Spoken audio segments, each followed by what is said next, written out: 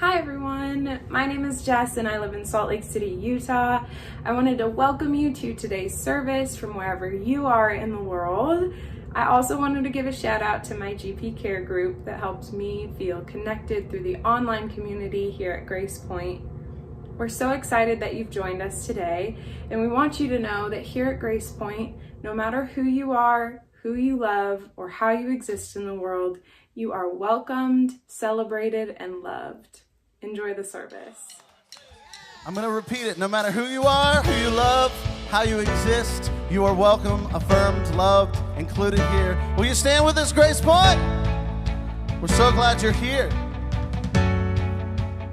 Whoa, whoa, whoa, whoa, whoa. Come on, sing it. Whoa, whoa, whoa, whoa, whoa. I feel like new sunglasses, like a brand new pair of jeans. I feel like taking chances.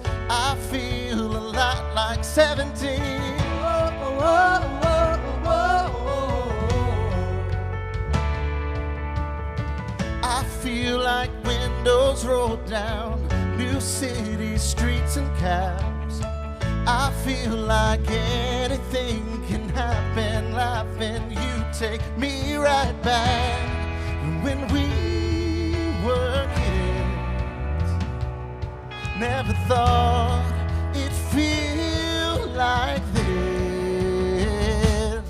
Like when I close my eyes and don't even care if anyone sees me dancing. Like I can't fly and I don't even think I'm touching the ground.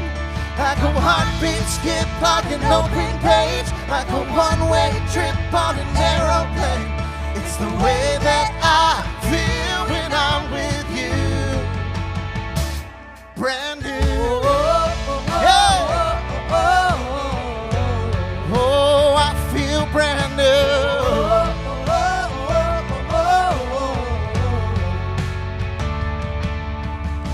I feel like a young John Cusack, like making big mistakes. I feel like for the first time in a long time, I am not afraid. I feel like a kid. Never thought it'd be like this. Like when I close my eyes and don't even care if anyone sees me dancing. Like I can fly and don't even think I'm touching the ground. Like a heartbeat skip, like an open page. Like a one-way trip on an aeroplane. It's the way that I feel when I'm with you. Brand new. Oh, oh, oh, oh, oh, oh. Time will always try to make us fold. You remind me what I used to know. Come on, help us sing that.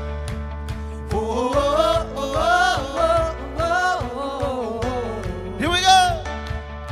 Like when I close my eyes and don't even care if anyone sees me dancing. Like I can fly and I don't even think I'm touching the ground.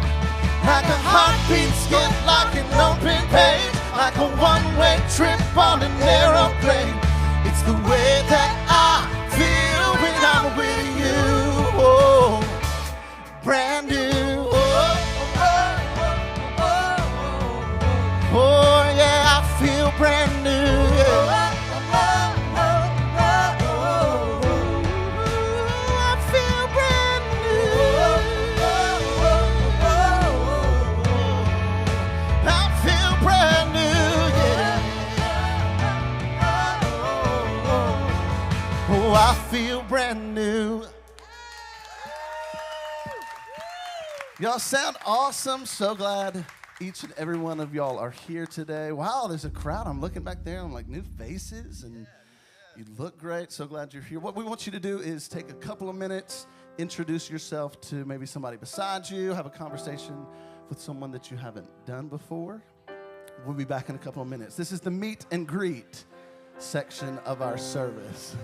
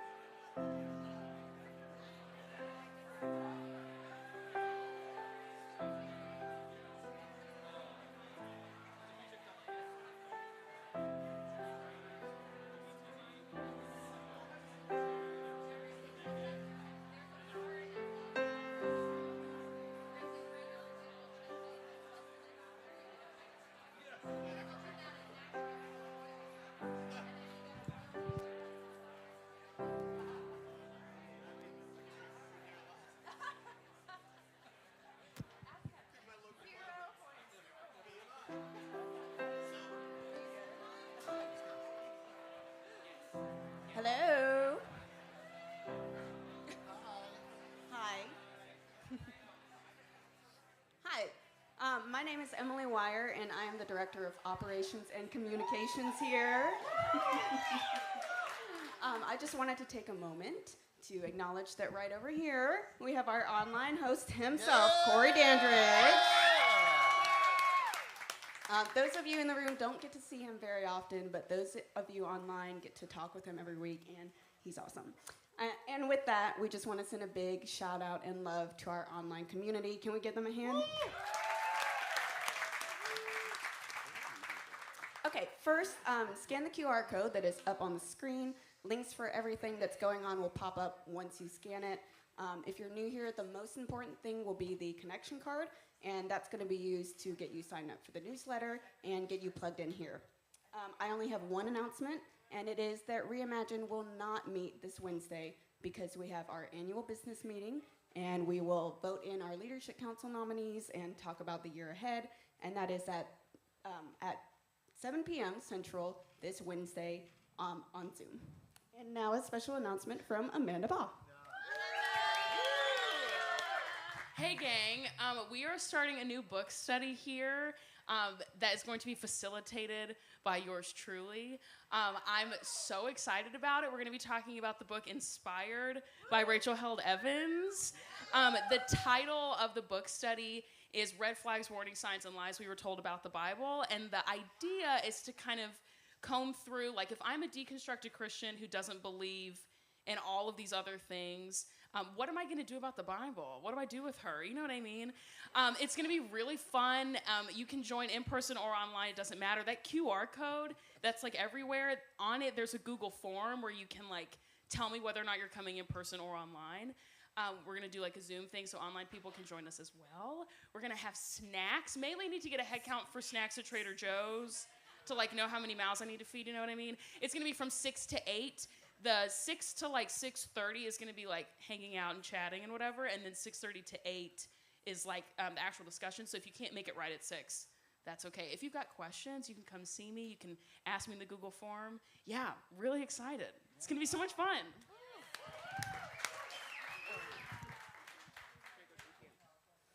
Okay, and the work we do to create an affirmative and transforming community is made possible by your generous financial support.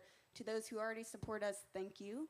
And if you would like to be a part of financially sustaining the work here at GracePointe, you can do so in 4 ways. You can text GracePointe to 77977. You can go to gracepointe.net/give. You can tap the give button on the QR code, and you can also Venmo us at GracePointeTN. Thanks.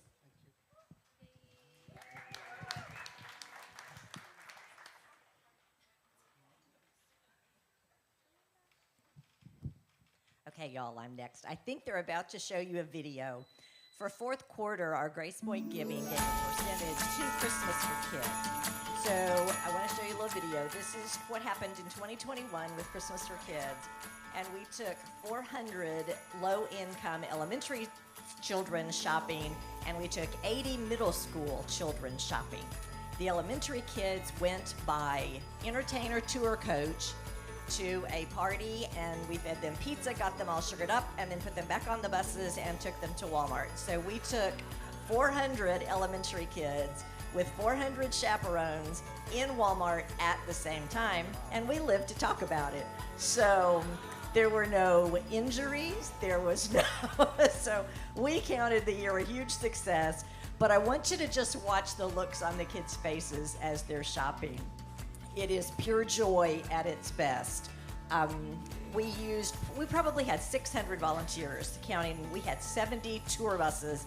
These tour buses come from all over the United States. Some are based in the Sumner County area, but the drivers are all over. So they literally make it a part of their month in December to be in Sumner County for this event. So they drive from across the United States to get there.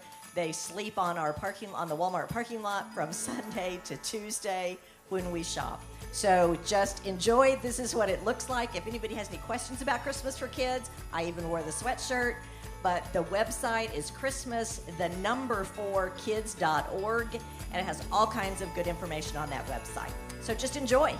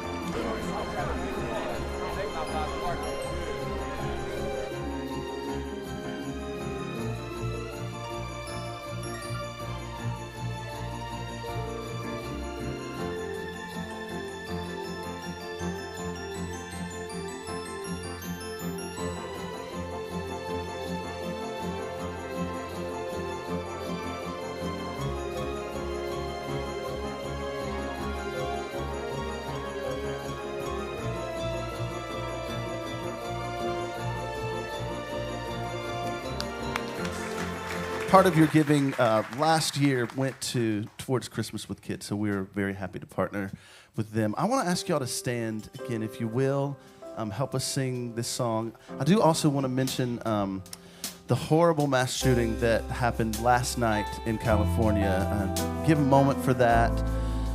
It's horrible, all these injustices, all these things in the world. That is why GracePointe is here. That's why we do this work, so that we can speak into that sort of thing and be light, be hope for those situations. So we're going to sing a song called Held and Free. And if you need that this morning, just to be held, enjoy this song. Sing it with us. We love you.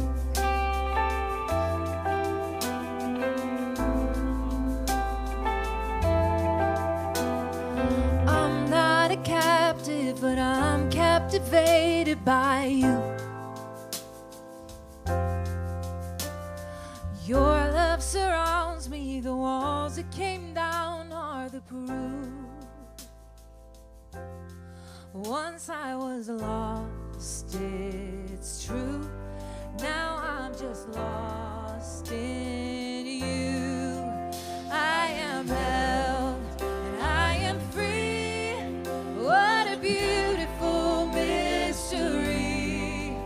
I belong, I believe. I am held and I am free.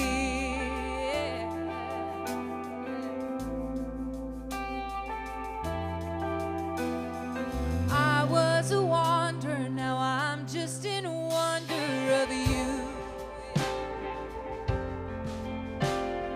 I was so restless, but I found my rest in your truth. You took me as I was, traded my chains for love. Yeah, I am held, I am free. What a beautiful mystery. I belong, I believe. I am held and I am free.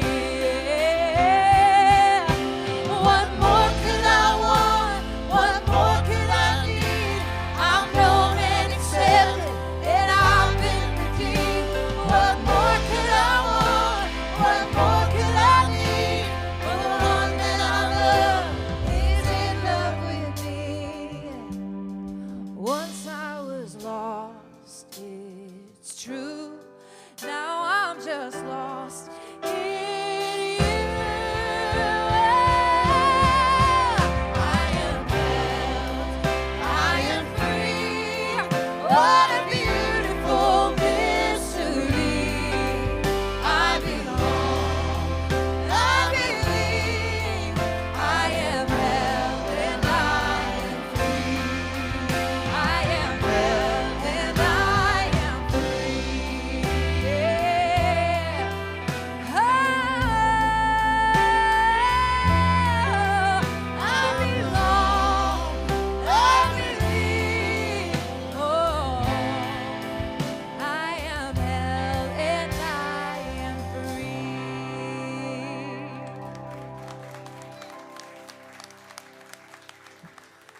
Amen. You can have a seat. Thank you.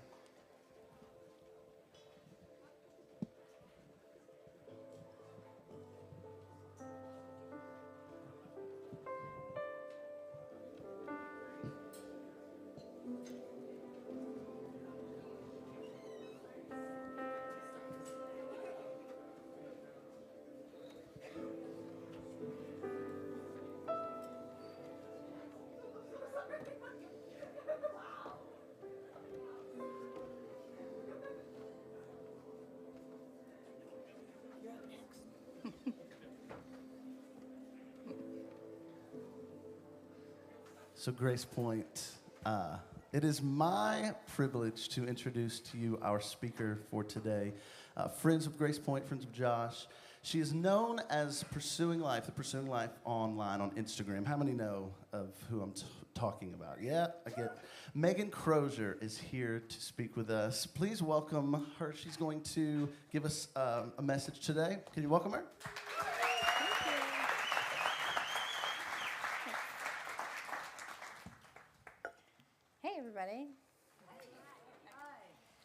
Thanks for having me. It's really great to be here. I've known about Third and Lindsley as a bar and a music venue for a while, long before I knew about GracePointe. So I'm from out in the Portland, Oregon area, but it's great to meet Tom. Okay.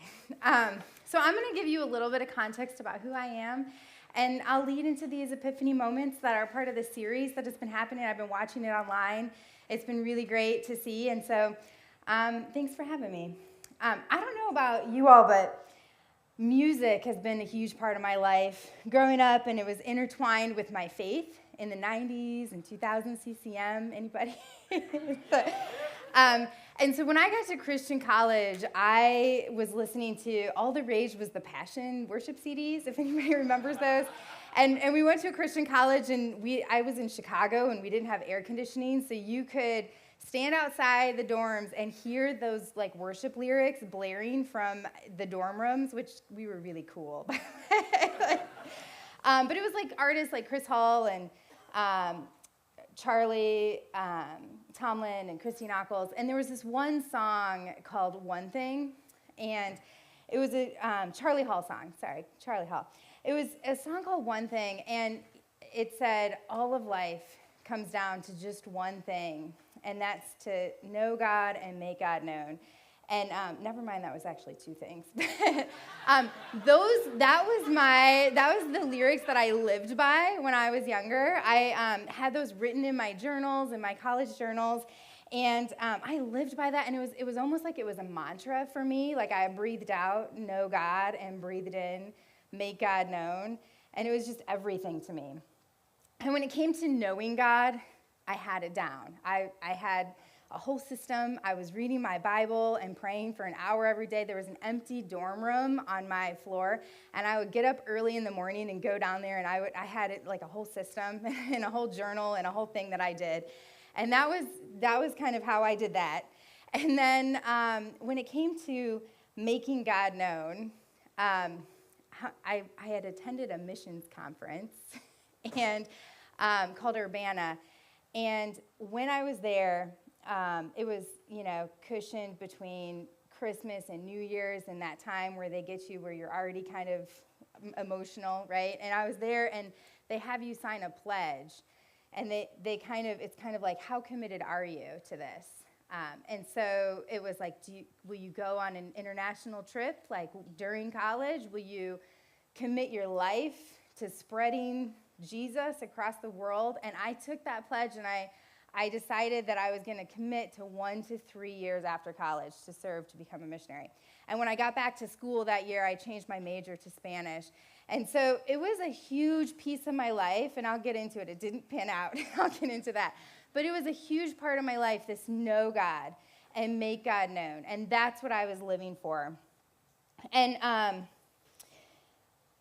it was almost like it led me to build relationships with a secret agenda, if any of you have ever felt that way, I'm like with your neighbors and with your colleagues and with even, I will never even forget driving straight from a women's retreat to where my now husband was living to break up with him because he wasn't a Christian.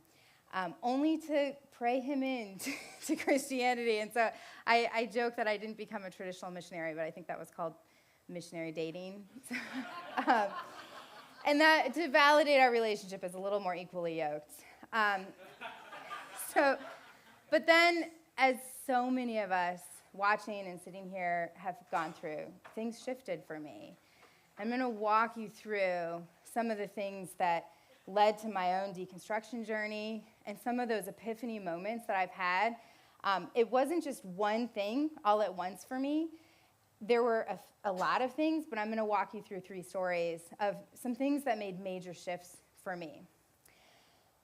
And the first one happened when I realized what the evangelical church was asking of the queer community. I had always seen that phrase, love the sinner, hate the sin, but really didn't know the implications of it. And because I was on that mission to make God known, I had brought my one gay friend to youth group and didn't ask a lot of questions when he didn't stay and he didn't come back. And it wasn't until years later that I saw an evangelical pastor preach that LGBTQ plus folks at that church and other non-affirming churches had three options. They could choose a lifetime of celibacy, they could force themselves into a heterosexual partnership, or if they wanted to live into their full queer identity, they were walking away from what God had in store for them. And I remember hearing that and feeling like I could just see the trauma that those words were delivering to LGBTQ plus people. And on top of that, nowhere in the Bible did it say that any humans should be forced into celibacy. And as I dug further, I learned that even calling homosexuality a sin was an interpretive decision. And so I don't know about you, but I've heard the phrase before, there's no hate like Christian love. And this felt like one of those moments, right? And it just felt like loving people that evangelicals thought were sinning. It didn't look like love at all. It looked like control, often combined with the trauma of self-erasure. This hit closer to home for me last August when I came out as bisexual. And it was something that I'd been processing with a few close friends, with my partner for a while, until I realized how important it was for me to live in the world as my full, authentic self. And it took almost 2 years of learning what it meant to be queer affirming, to realize that I wasn't just trying to understand how to love others well, I was trying to understand how to love and affirm my own queer self. Yeah. Another epiphany moment came it changed my perspective, and that happened through my youngest daughter, who gave me permission to share this story. She's 8 years old now, but when she was a baby, I took her in to the doctor to follow up on something that they had seen when I was pregnant with her in utero. And I'll never forget that day because I went in and it was just a regular, what I thought routine visit. I had my hair in braids, I had a baseball cap on, I had my 3-month-old, and we did this ultrasound on her kidneys.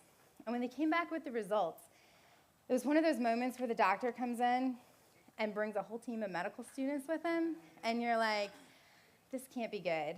And they had found cysts all over her kidneys with no way to explain where they came from. And as I held her in my arms, the doctor said, she could live with this her whole life and be fine, or she could be on dialysis by the time she's 2. And they had no answers for me that day. And during this time, I was part of a charismatic small group. You can kind of see where this is going. That encouraged us to pray healing for her. And they even suggested, we were in the Pacific Northwest, and they even suggested that we take her down to this church in California that's really well known for their healing ministry. We went to the Children's Hospital instead, and we spent 5 years going to urology and nephrology and dermatology and radiology, all the ologies pretty much. And we pieced together everything that was going on with her, and we finally were able to diagnose her with a condition called tuberous sclerosis. It's also known as TS. And when we received her diagnosis, we were mystified because she had a very mild presentation of TS.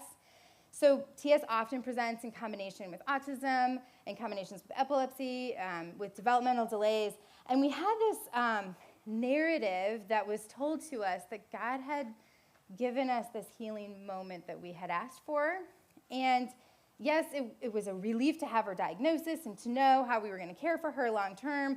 But there was this thing that kept unsettling me, that kept getting mentioned, and that's what I call the "at least it's not" narrative. So when we were walking through that journey of finding her diagnosis, I would talk to people about it, and they would be like, oh, well, my friend's daughter has this, and at least it's not that. Or, you know, my cousin's coworker, at least it's not what that is. And then when we got a diagnosis and we saw that there was a variety of presentations of tuberous sclerosis, we had a lot more of the, at least it could be, or at least it's not that. And I just, it didn't sit right with me. And I couldn't sit with a narrative of healing that gave a hierarchy to how people presented or how able-bodied they were.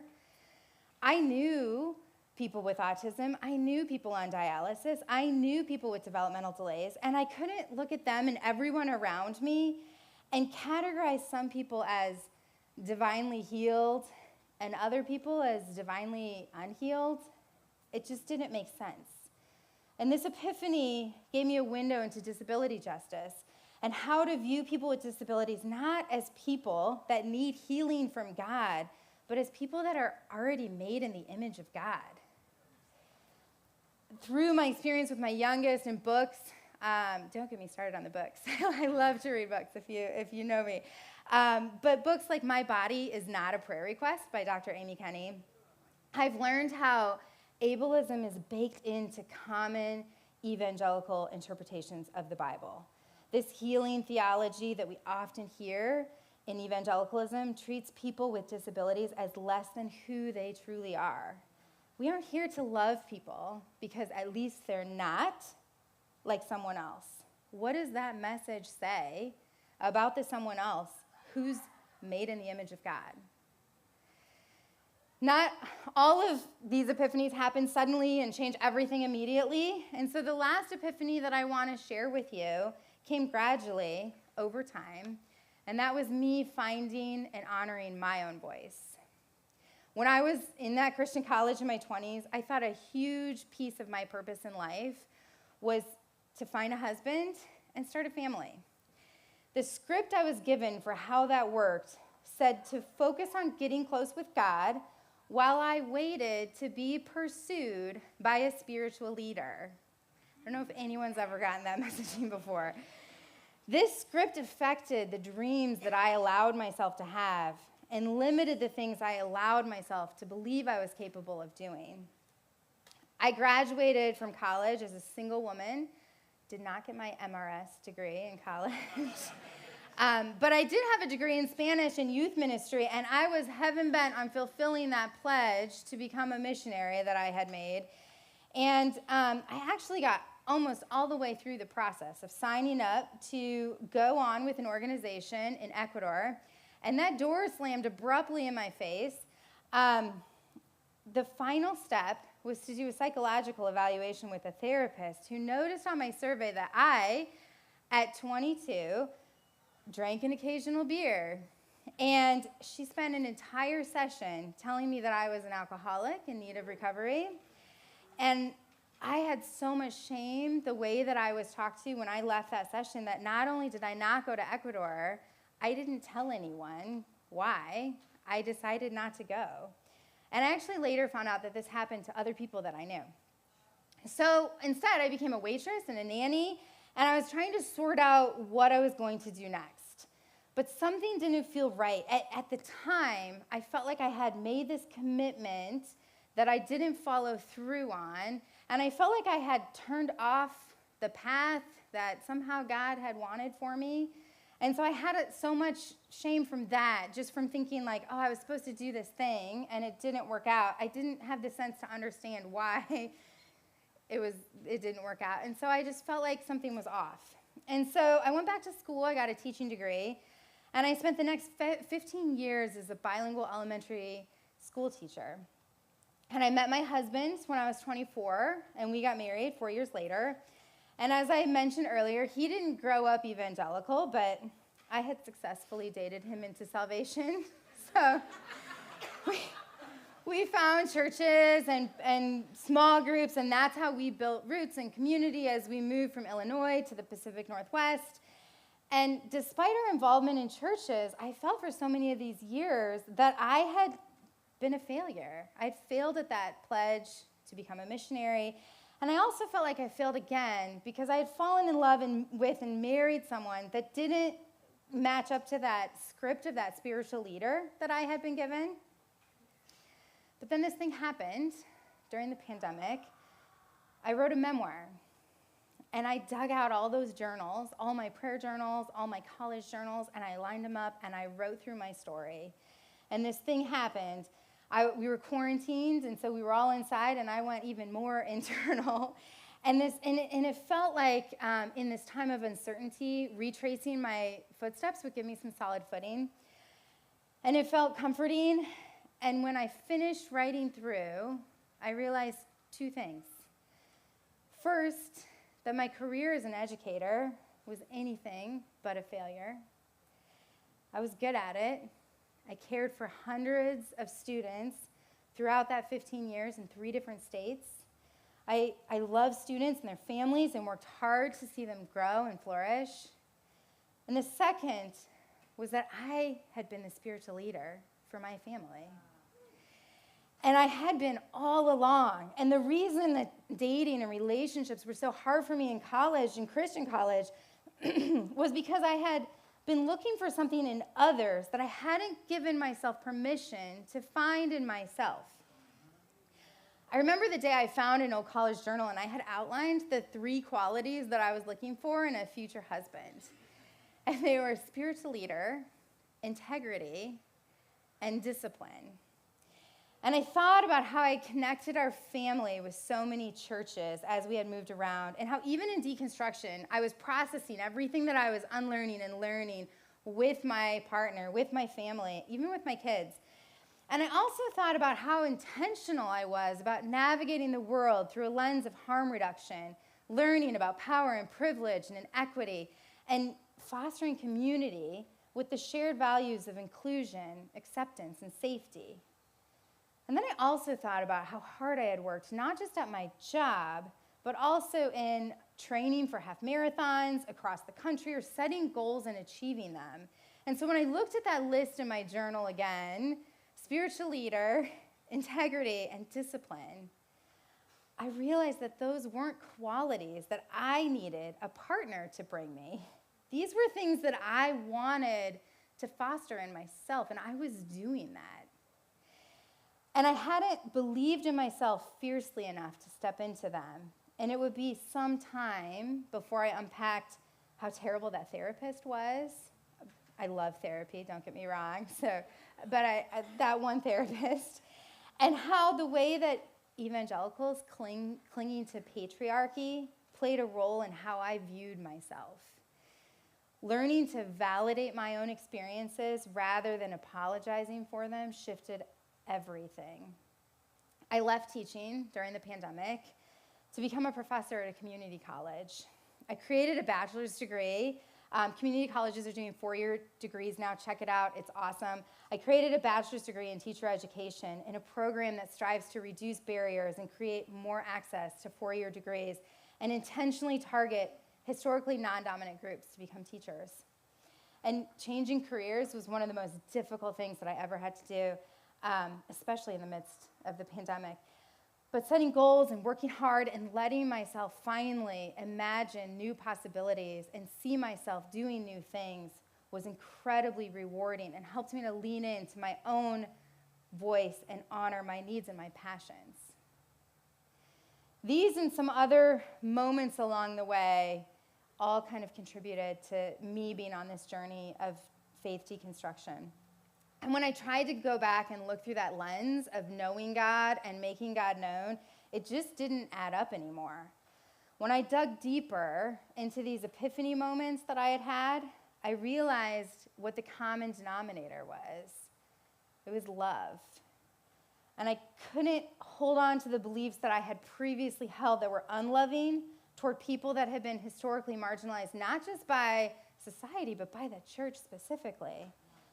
And the biggest epiphany of all came when I realized that I no longer wanted to live by knowing God and making God known, but slowly and without realizing it, I had shifted into loving God and loving others. And it was love that had made me realize how wrong and traumatizing the non-affirming stance toward the queer community in evangelical churches is. And it was love that made me realize that people with disabilities aren't incomplete people in need of healing, but people that are already made in the image of God. And it was love for myself that finally allowed me to give myself permission to lead and care for others in ways that I never thought possible for a woman raised in the evangelical church.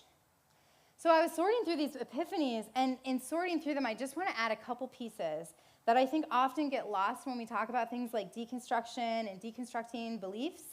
And the first is community. I wouldn't have had these epiphany moments without the community that I have found in the corners of the universe that hold space for others going through faith shifts. And they're not always easy to find. But places like here at GracePointe have given access either online or face-to-face to people looking for a new kind of inclusive faith community. Social media allows me to connect with people across the globe, and the podcast I co-host with my friend Cortland allows me to hear and interact with the stories of others that are also experiencing faith shifts and even their post-faith journeys.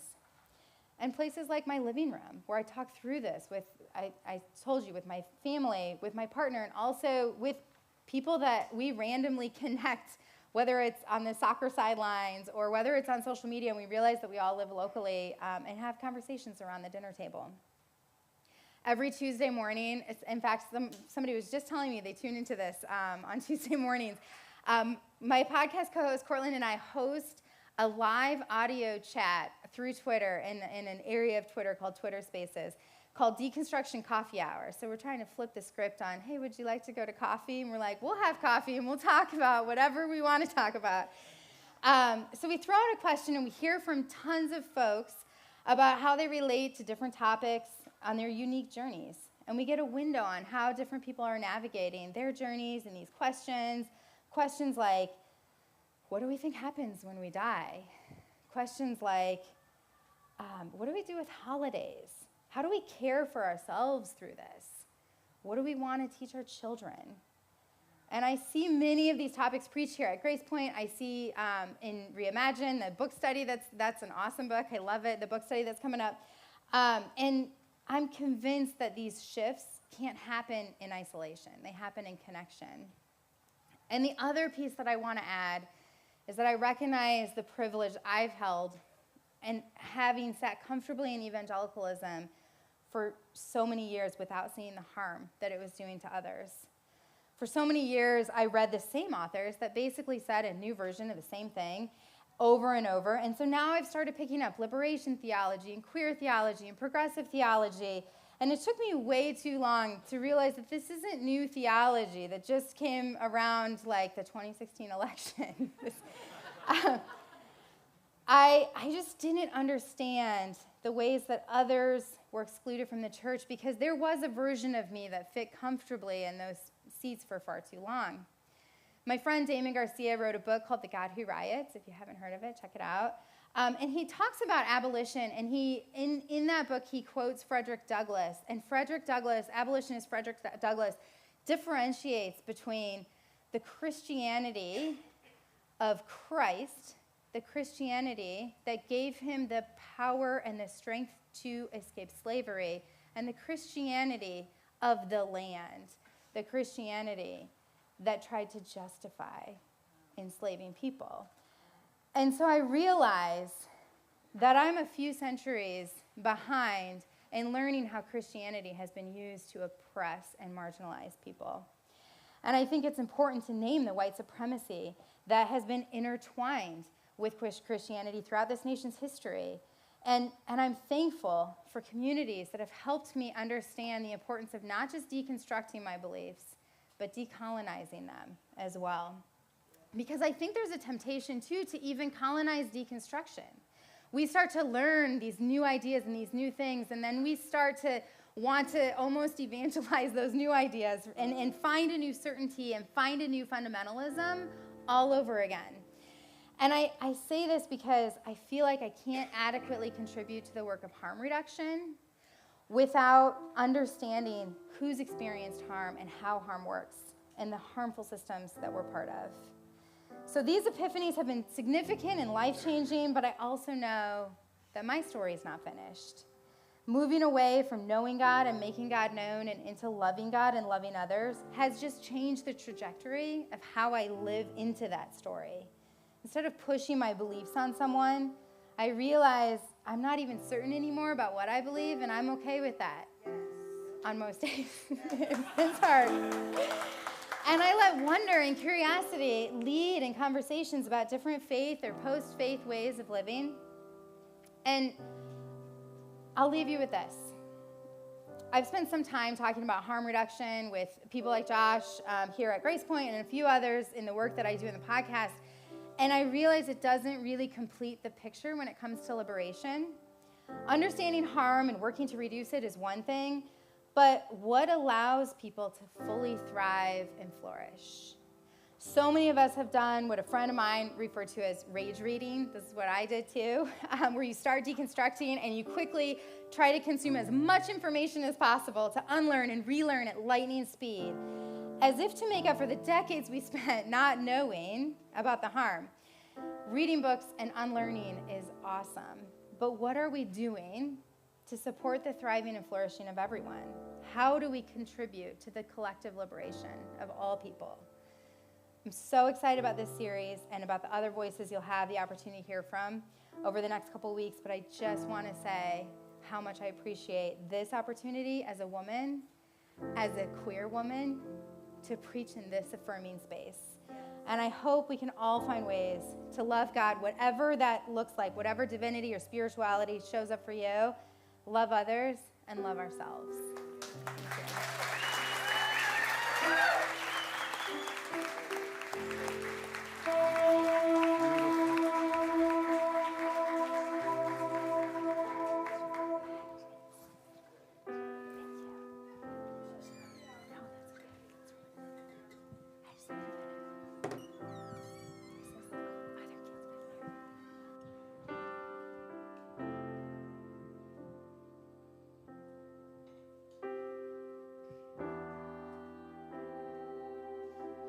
Just out of curiosity, how many relate to that message?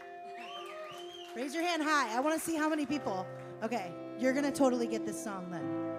If I don't cry all over it, you'll totally get this song.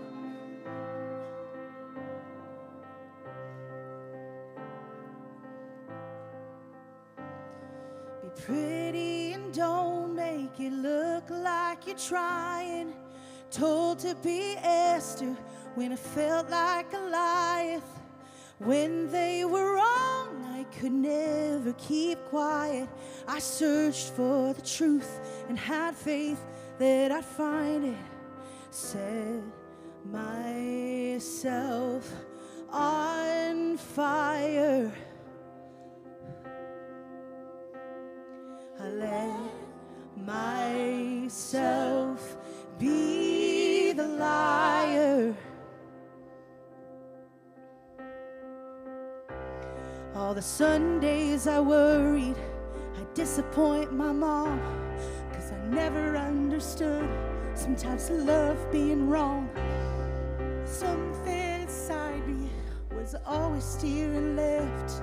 What father picks a few just to leave the rest? I heard a voice inside my head disagreed. If it's God, well, thank God it was me. Thank God it was me.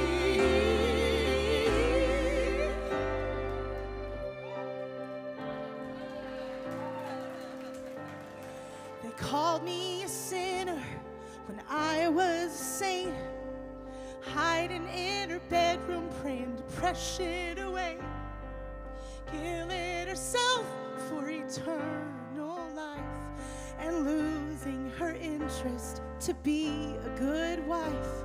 Set myself on fire.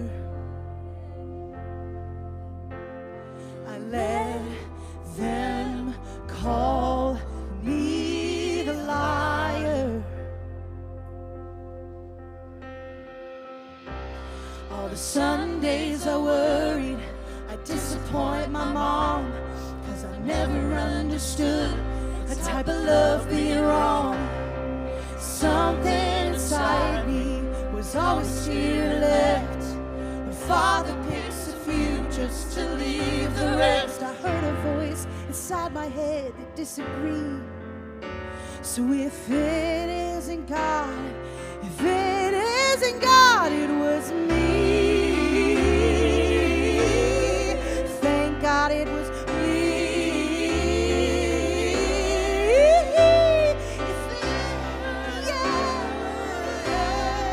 Thank God it was me. If it were God, don't have to worry. He'll know why I left, why I ran in a hurry. And either way I choose, I'm not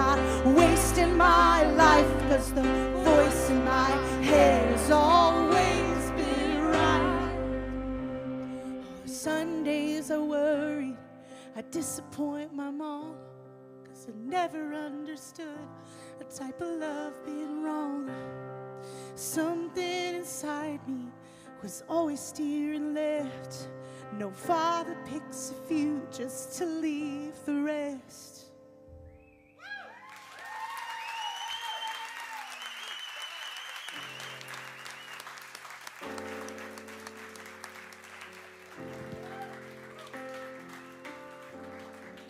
Hey, GracePointe, it is so good to see you. My name's Josh Scott. I'm the lead pastor here. Can we thank Meghan for that wonderful sermon? My gosh. Next Sunday, Paula Stone-Williams is going to be here with us, sharing some Epiphany stories. We can't wait to have Paula. I want to take just a minute. I know Ricky mentioned earlier the mass shooting in California last night. And as I was driving in this morning, I just had this thought. I'd seen on Twitter this week several politicians who were tweeting, America is a pro-life country. No, we're not. As long as we have mass shootings that go undealt with, as long as people can't afford health care, as long as people can't afford housing, as long as people can't afford food, we are not a pro-life country. We are a culture of death. And that is not going to change with our silence. So let me encourage you to make some phone calls, write some letters, show up, use your voice. We can change this. Are you with me? Emily.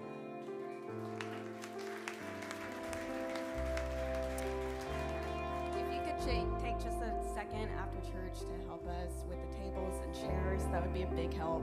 GracePointe, remember that as you move on this earth and dance in this world, you get to function from approval and not for approval. Because upon your creation, you were already pre-approved. Have a great week. We love you.